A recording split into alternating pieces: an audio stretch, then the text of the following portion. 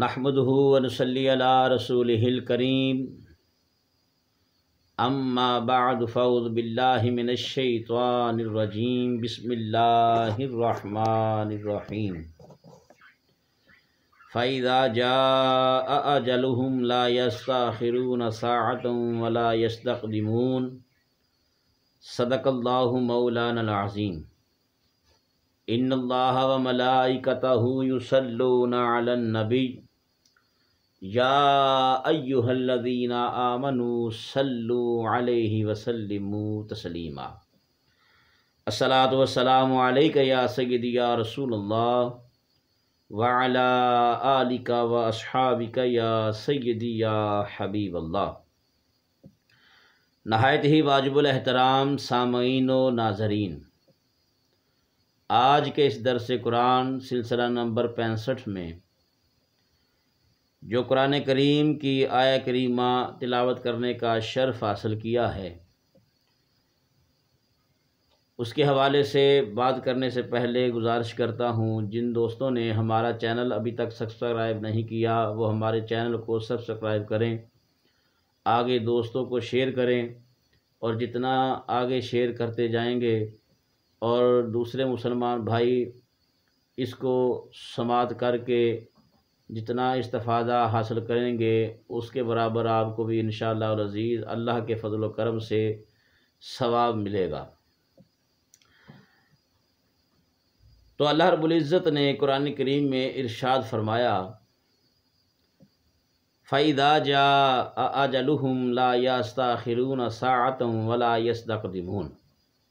تو جب ان کا وعدہ آئے گا ایک گھڑی پیچھے ہوگی نہ آگے ہوگی۔ سب تعریفیں اس مالک کے سزاوار ہیں جس نے زندگی اور موت کو پیدا کیا اور دنیا میں جس کو زندگی دی اس کے لیے موت کو بھی لازم کر دیا۔ ہزاروں درود کروڑوں سلام نبی محتشم صلی اللہ تعالی علیہ وآلہ وسلم پر کہ جس کے نور کو اللہ تعالی نے سب سے پہلے پیدا کر کے ساری کائنات کا وجود کا سبب ٹھہرایا، لیکن انسان کے امتحان کے لیے اسے دنیاوی زندگی بخشی جس کا اختتام موت کی صورت میں ہے۔ دوستان محترم، جس وقت انسان اپنے مالک حقیقی کے حکم کے مطابق اس دنیا کی زندگی سے محروم ہونے کو ہوتا ہے، یعنی حالت نزع میں جب قوت ناطقہ ختم ہو رہی ہوتی ہے، یعنی انسان بول نہیں سکتا، اس وقت ایک فرشتہ اس کے سامنے آتا ہے اور آ کر کہتا ہے کہ اللہ کے بندے السلام علیکم۔ وہ سلام کرتا ہے اور کہتا ہے میں تیرے رزق کا موکل ہوں، مجھے اللہ تبارک و تعالی نے تیرے رزق پر میری ڈیوٹی لگائی ہے۔ آج میں نے مشرق سے مغرب تک، شمال سے جنوب تک ساری زمین پر تیرے لیے رزق تلاش کیا، لیکن تیری قسمت کا ایک لقمہ بھی نہ مل سکا۔ پھر ایک فرشتہ آتا ہے اور کہتا ہے کہ اے خدا کے بندے، میں تیرے پانی کا موکل ہوں اور تجھے خبر دینے آیا ہوں کہ آج روئے زمین پر تمام کنوؤں میں، دریاؤں میں، سمندروں میں، نہروں میں، تالابوں میں، ہر جگہ پر میں دیکھ چکا ہوں کہ تیری قسمت کا ایک گھونٹ پانی بھی باقی نہیں ہے۔ اس فرشتے کے جانے کے بعد ایک اور فرشتہ حاضر ہوتا ہے اور کہتا ہے السلام علیکم یا عبد اللہ، اے اللہ کے بندے، میں تیرے سانسوں کا موکل ہوں اور تجھے بتانے آیا ہوں کہ آج تیرے سانس ختم ہو چکے ہیں اور روئے زمین پر تو مزید سانس نہ لے سکے گا۔ یہ کہہ کر فرشتہ چلا جاتا ہے، تو پھر چوتھا فرشتہ اس کے پاس آتا ہے اور کہتا ہے کہ اے اللہ کے بندے، السلام علیکم، میں تیری عمر کا نگہبان تھا، میں نے دیکھا کہ اس عالم ناپائیدار میں تیری عمر ختم ہو چکی ہے اور زندگی کا کوئی لمحہ تیرے لیے باقی نہیں ہے۔ آج تیرے روح کا شہباز، جس سے تیرے قالب کی رونق تھی، تیرے اس کف سے انصری سے پرواز کر جائے گا اور اپنے اصل ٹھکانے کی طرف لوٹ جائے گا۔ دوستان محترم، دقائق الاخبار میں ایک روایت رقم ہے کہ اسی اثناء میں جب یہ چار فرشتے ہو کے جاتے ہیں تو اسی اثناء میں کرامن کاتبین آتے ہیں اور اجل رسیدہ سے کہتے ہیں کہ اے اللہ کے بندے، السلام علیکم، ہم تیری نیکیوں اور بدیوں کے لکھنے والے ہیں۔ یہ جو ہمارے کندھوں پر فرشتے بیٹھے ہیں، یہ کرامن کاتبین ہیں، یہ ہمارے اعمال لکھنے والے ہیں، ان کے اعمال لکھنے کی ڈیوٹی ہے۔ اور کہتے ہیں آج تیری نیکیوں اور بدیوں کا سلسلہ ختم ہو گیا اور دفتر اعمال مکمل ہو گیا، جو احکم الحاکمین جل شانہ کے دربار میں پیش کی جائے گی۔ یہ کہہ کر دائیں طرف والا فرشتہ ایک سیاہ رنگ کا صحیفہ اس کے سامنے رکھتا ہے اور اسے پڑھنے کے لیے کہتا ہے، اور اجل رسیدہ یعنی جو قریب المرگ ہوتا ہے، وہ اپنی اس قدر برائیوں کو دیکھ کر پریشان ہو جاتا ہے اور اس کے ہوش اڑ جاتے ہیں۔ وہ بدحواس ہو کر ادھر ادھر دائیں بائیں دیکھنے لگتا ہے، پھر کرامن کاتبین اس صحیفے کو اس کے سرہانے رکھ کر غائب ہو جاتے ہیں۔ تو دوستان محترم، پھر اجل رسیدہ کے سامنے اس لمحے دنیا کا حال ایک بڑھیا کی شکل میں ظاہر ہوتا ہے۔ یہ جو دنیا ہے ایک بڑھیا کی شکل میں اس کے سامنے ظاہر ہوتی ہے، اور یوں گویا ہوتا ہے کہ اے گناہ گار، تجھے اپنے پروردگار سے شرم نہ آئی کہ تو نے میری طلب میں، یہ دنیا کہتی ہے، دنیا بڑھیا کی شکل میں ظاہر ہو کر کہتی ہے کہ تمہیں شرم نہ آئی کہ تو نے مجھے کمانے کے لیے میری طلب میں عمر صرف کر دی اور جائز و ناجائز طریقے اختیار کیے، اللہ تعالیٰ سے بے خوف ہو کر نفسانی خواہشات کے تحت گناہوں میں مشغول رہا، حلال حرام میں تمیز نہیں کی۔ کیا تیرا خیال تھا کہ کبھی نہیں مرے گا؟ آج میں تجھ سے اور تیرے برے اعمال سے بیزار ہوں۔ تو مجھے ناجائز طور پر کماتا رہا، خود خرچ کیا، نہ مساکین میں تقسیم کر سکا۔ دیکھ آج میں تیرے دشمنوں کے قبضے میں ہوں، جو اب پل بھر بھی تجھے اپنے پاس رکھنا گوارا نہیں کریں گے۔ میرے دوستوں، میرے بھائیوں، میرے بزرگوں، یہ وہ وقت ہوگا جب مرنے والے کا نہ مال کام آئے گا اور نہ اولاد، کیونکہ فرمان الہی ہے۔ اللہ رب العزت نے ارشاد فرمایا 19ویں پارے میں،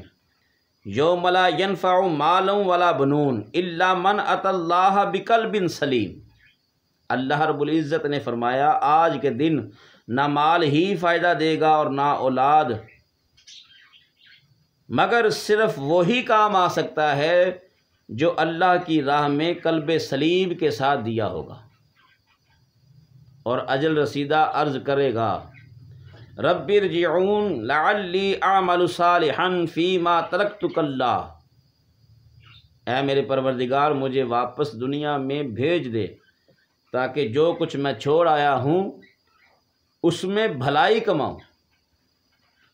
لیکن جواب ملے گا کہ ہرگز نہیں، اب واپس جانے کا ہونے کی کوئی صورت نہیں، کیا دنیا میں تجھے یہ نہیں کہا گیا تھا وَأَنفِقُوا مِمَّا رَزَقْنَاكُم مِّن قَبْلِ أَن يَأْتِيَ أَحَدَكُمُ الْمَوْتُ فَيَقُولُ رَبِّي لَوْلَا أَخَّرْتَنِي إِلَىٰ أَجَلٍ قَرِيبٍ فَأَصَّدَّقَ وَأَكُن مِّنَ الصَّالِحِينَ وَلَن يُؤَخِّرَ اللَّهُ نَفْسًا إِذَا جَاءَ أَجَلُهَا وَاللَّهُ خَبِيرٌ بِمَا تَعْمَلُونَ۔ پروردگار عالم نے قرآن کریم کی سورہ منافقین 29ویں پارے میں فرمایا، اور ہمارے دیے میں سے کچھ ہماری راہ میں خرچ کرو قبل اس کے کہ تم میں کسی کو موت آئے، پھر کہنے لگے اے میرے رب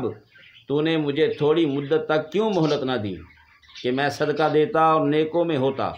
اور ہرگز اللہ تعالیٰ کسی جان کو مہلت نہ دے گا جب اس کا وعدہ آ جائے، اور اللہ تعالیٰ کو تمہارے کاموں کی خبر ہے۔ نیز اللہ جل شانہ فرمائے گا کہ کیا تجھے یہ خبر نہ دی گئی، پتہ نہ تھا، بتایا گیا نہ تھا کہ اذا جاء اجلهم لا یستاخرون ساعۃ ولا یستقدمون۔ اللہ فرمائے گا تو جب ان کا وعدہ آئے گا ایک گھڑی نہ پیچھے ہوگی نہ آگے، یہ تجھے بتایا نہیں گیا تھا۔ دوستان محترم، پھر کیا ہوتا ہے کہ شیطان انسان کا ازل سے دشمن ہے، اور آخر تک دشمنی کرنے سے باز نہیں آئے گا، طرح طرح کے ہیلوں اور بہانوں سے انسان کو نار جہنم کا ایندھن بنانے کی کوشش میں مصروف رہے گا، اور یہ کرتا ہے جیسا کہ کلام میں خدا میں ہے، فرمان الہی ہے۔ اللہ نے فرمایا ان الشیطان لکم عدو فاتخذوہ عدوا انما یدعو حزبہ لیکونوا من اصحاب السعیر۔ 22واں پارہ سورہ فاطر میں اللہ تبارک و تعالیٰ نے ارشاد فرمایا بے شک شیطان تمہارا دشمن ہے، تم بھی اسے دشمن سمجھو، وہ تو اپنے گروہ کو اسی لیے بلاتا ہے کہ دوستیوں میں ہوں۔ اللہ تبارک و تعالیٰ ہمیں آگاہ فرما رہا ہے کہ انسان کا دشمن شیطان ہے، اور ہر طریقے سے وہ ہیلے بہانے کرتا ہے، کوشش کرتا ہے، کوشش میں لگا رہتا ہے کہ مومن جو ہے وہ دوستیوں میں ہو جائے، اس کا ایمان جو ہے وہ اس سے چھین لیا جائے۔ شیطان انسان کو ہر ہیلے سے اپنے گروہ میں شامل کرنے کی کوشش کرتا ہے،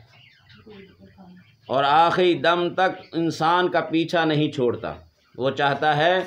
کہ مرتے وقت بھی یہ انسان اپنے ساتھ ایمان کی دولت نہ لے کر جائے۔ دوستان محترم، یہ لمحہ فکریہ ہے کہ اللہ رب العزت نے پہلے ہی ہمیں آگاہ فرما دیا کہ شیطان انسان کا کھلا دشمن ہے۔ دوستان محترم، اسی طرح یہ کوشش کرتا رہتا ہے، لیکن ایمان والے ہمیشہ ثابت قدم رہتے ہیں، اور شیطان لعین کے اس داؤ میں نہیں آتے، جیسا کہ 13ویں پارے کی سورہ ابراہیم میں ارشاد گرامی ہے، ارشاد باری تعالیٰ ہے۔ اللہ تبارک و تعالیٰ نے فرمایا، ترجمہ سماعت فرمائیں کہ اللہ تعالیٰ ایمان والوں کو دنیا اور آخرت میں حق بات پر ثابت قدم رکھتا ہے، اور ظالموں کو گمراہ کرتا ہے، کیونکہ اللہ تعالیٰ جو چاہتا ہے کرتا ہے۔ لیکن شیطان انسان کو گمراہ کرنے اور اللہ کی طرف سے بہکانے کی پوری جد و جہد کرتا ہے۔ تو دوستان محترم، اسی لیے ہمیں پہلے ہی قرآن کریم نے سارے اسباب پڑھا دیے، ہمیں آگاہ کر دیا۔ دقائق الاخبار میں روایت میں لکھا گیا ہے کہ جب